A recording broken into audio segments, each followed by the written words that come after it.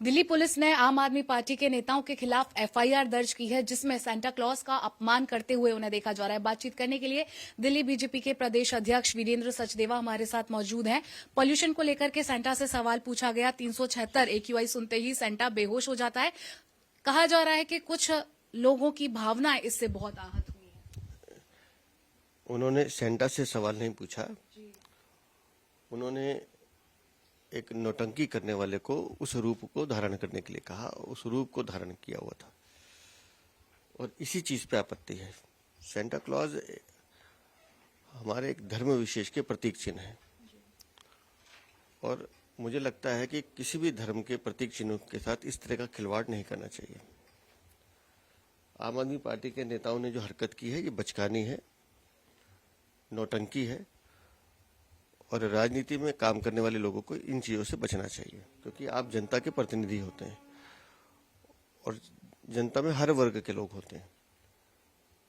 तो अगर आप धार्मिक भावनाएं भड़काने का काम कर रहे हैं, उन्माद पैदा का काम कर रहे हैं या मजाक उड़ा रहे हैं, तो फिर कानून अपना काम करेगा। तो अब जवाब आपको कानून को देना है। आम आदमी पार्टी के विधायक हैं संजीव झा, उन्होंने ट्वीट करते हुए लिखा है कि एलजी इन दिनों दिल्ली में सक्रिय हो गए हैं, क्योंकि सीएम रेखा गुप्ता को बदलने की तैयारी चल रही है, इस वजह से उन्हें सक्रिय होने के लिए कहा है। इसके साथ ही आम आदमी पार्टी ने एलजी का पोस्टर बनाया, उस पर गजनी लिखा है। बिल्ली को ख्वाब में भी चिथड़े नजर आते हैं, संजीव झा की स्थिति वो है।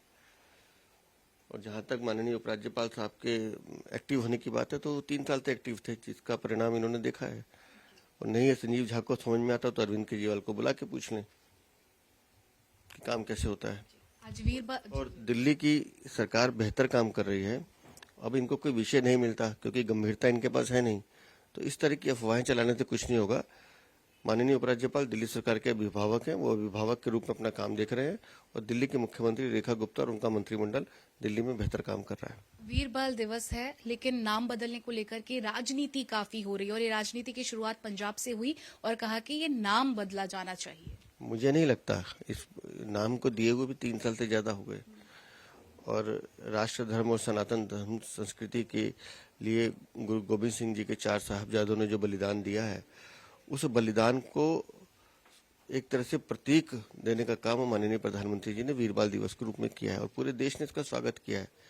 आज हम सुबह भी अपने राष्ट्रीय कार्यकारी अध्यक्ष के साथ गुरुद्वारे गए थे और लोग इस बात की प्रशंसा करते हैं कि माननीय प्रधानमंत्री जी ने उस गौरवमयी गाथा को, जिसको कई सालों तक सरकारों ने एक तरह से परिप्रेक्ष्य में रखा, दूर रखा, उसको माननीय प्रधानमंत्री जी ने आलोकित करने का काम किया है। बातचीत करने के लिए बहुत शुक्रिया। कैमरामैन दीपक के साथ समीक्षा चौधरी, हिंदी खबर, दिल्ली।